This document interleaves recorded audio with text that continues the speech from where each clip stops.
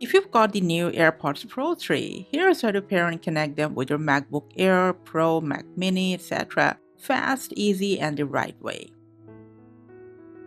Alright guys, for that, open Settings on your Mac. From there, go to Bluetooth. Make sure it's turned on. Let's go ahead and grab your AirPods. Just go ahead and open the lid. And if they're showing green or orange static LED, just double press over the LED to manually take it into pairing mode. It'll start flashing white light, and in a moment, your AirPods name will pop up right under the nearby devices list. When it does, just scroll to that section and click on this connect button. Now, right after the pairing, if you go to the info section of your AirPods and then to the AirPods settings, you will find all the AirPods old and brand new features and settings right in here. Apart from that, you might also want to click on the control center and then hit the sound option.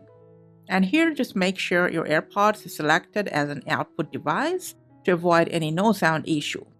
You can also check out a few quick AirPods settings from here as well.